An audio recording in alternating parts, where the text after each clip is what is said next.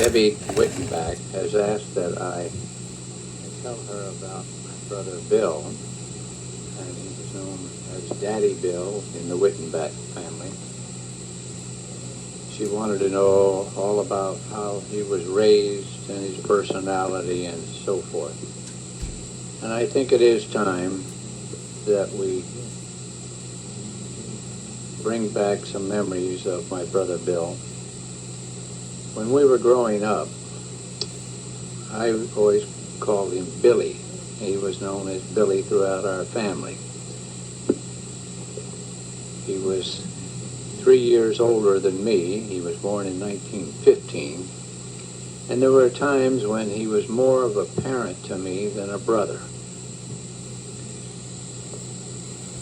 I've given a great deal of thought about what I was going to say, and really, I'd like to say that from a little fellow, as far back as I can remember, he was always a responsible person.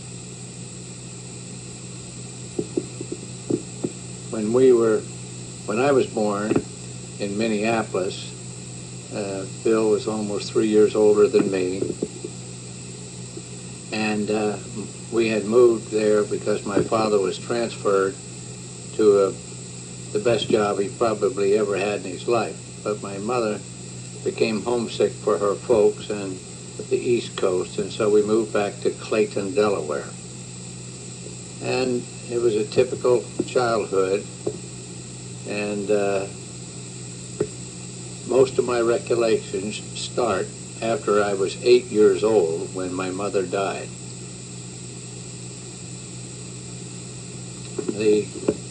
The raising of us, so to speak, was done by my father's mother, Grandma Jerman, or Mother Jerman, as every doctor knew from her nursing days. We lived in Clayton for probably a year and a half after my mother's death, and then moved to a town called Smyrna, Delaware, about a mile and a half away. When Billy was 12 years old, he joined the Boy Scouts, and he was certainly a proud little trooper. He wore the Smokey the Bear hat, as we call it today, and he started to collect merit badges as fast as anyone I knew. One of the best times he ever had in his life was when he went off to summer Boy Scout camp called Caesar Rodney, where he stayed for 2 weeks and lived in a tent frame tent with 3 or 4 other boys. And when he came back, he was certainly changed. He knew how to swim, he was more independent, and I can remember it today. Being a Boy Scout, he was offered a summer job by a man who was writing down the names and dates on tombstones and cemeteries. He was very diligent and was noted for his neat penmanship even at that age. And when he was probably 14, we moved to my grandma's house in Philadelphia, where he became a Sea Scout. And of all things, he met Fred Wittenbach, who became his very best friend. When he was probably 14 years old, he took a correspondence course from Cook Electric Company and or school in Chicago, and through the correspondence course, he was still able to impress a contractor, and for the next couple of summers, he had a job helping an electrician, and he was pretty manly about it. In those days, whenever anyone in the family made money, you didn't keep it, you just naturally gave it over to the household because we didn't have much. Like me, he was very quiet, as I say, a very responsible person. My grandmother fed the Wilson family my father's sister Mabel, her husband Frank, and Francis, his son.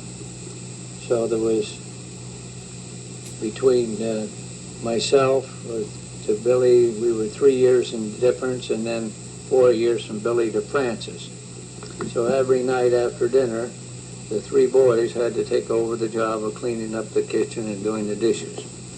I think we gave our grandmother a heart attack the way we used to toss the dishes to each other.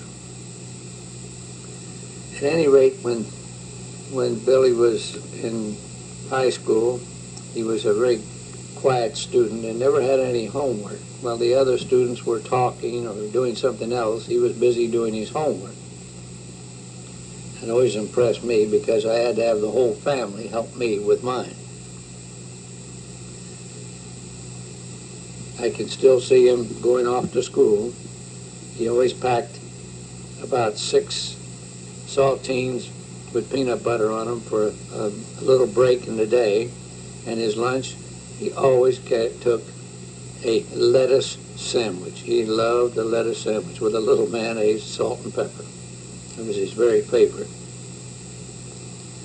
When he was a junior in high school, he came home one day and said that he had found he was eligible to go into the Merchant Marine Academy called the School Ship Annapolis. And after taking a test, he was really accepted. And in the couple of years that he was on there, I don't know exactly the length of the course, but they traveled to Europe, and this ship was a combination steam and sail, and he learned his trade very well and fell in love with the sea. From that time on, he could never be separated from the sea. Only to marry Lorraine, who was the best woman I ever knew. She and he were a thing to behold. He was able to take her on the ship every other trip and put her in the owner's cabin, and they really had a good time. When I was about 16 and not doing so well in school, I took the winter off, and Bill gave me a job on the ship as an ordinary seaman. And being an officer, I tried to stay away from him, and he would wink at me from the bridge or have very little to say, but he was watching over everything I did. And I remember particularly one night when we had a very big storm off of Cape Hatteras, and I had to stand watch on the bow of the ship and report all lights and report the time and ring the bell on the foremast. And he sent the quartermaster down and told me to come up to the bridge.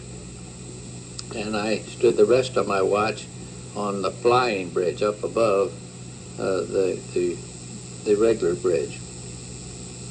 And from there I could see the seas had really come across the bow, and I think I would have been washed overboard if he hadn't have done that. But at any rate, I found out that I did not want to be a sailor. And so I went home and went back into school, and not doing too well. My dad was not financially doing well, and it was decided that as I loved airplanes, that I could go to a aircraft mechanic school. And guess who paid? It was Billy who paid my tuition. And I came across a notebook after my father's death where he had promised to always pay my brother for the tuition, but I don't think it ever came to pass. One time, when Bill had appendicitis, he missed taking a trip, and when Sue was born, I remember I was probably 20 years old, and I went over there to their apartment, and I babysat my first child. And Sue was really something, crawling around and bumping her head underneath of the coffee table, and me not knowing what to do with her. But it was quite an evening to remember. And then later, Bill and Lorraine bought a house out in Lansdale, and I was only there once because I went into the service. I have to say that my brother seemed to have been built with a sense of integrity and responsibility that you would normally never find in such a young person. He never did anything that was wrong that I can remember in his entire life.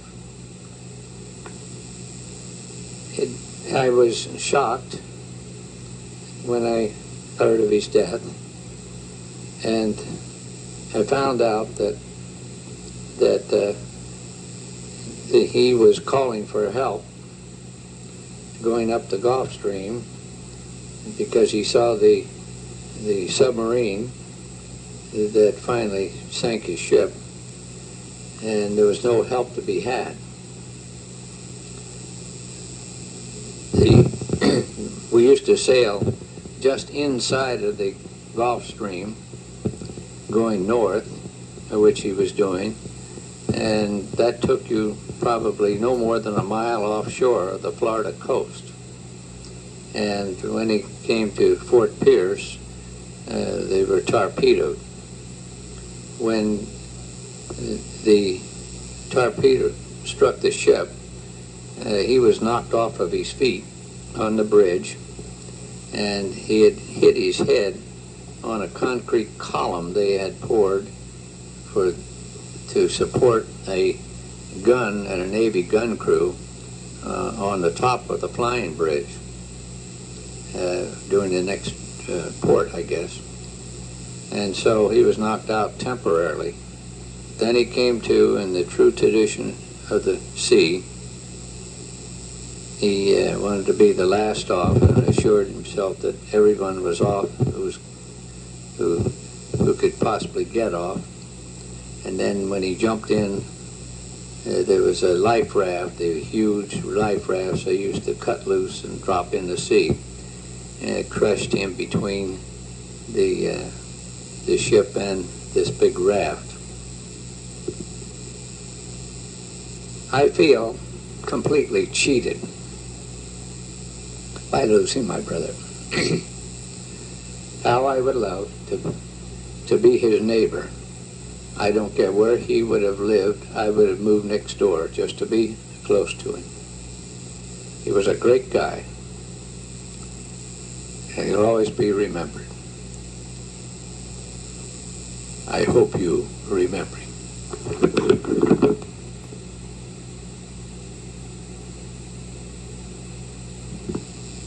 A little afterthought, probably, but I did want to mention that my grandmother had a brother who was lost at sea and went down with his ship off the coast of Florida. She always wanted to be buried at sea. So when she passed away, it was my brother's task to put her ashes in a block of cement, and he buried her off the coast of Florida. Isn't it ironic that that's where he passed away and is buried today?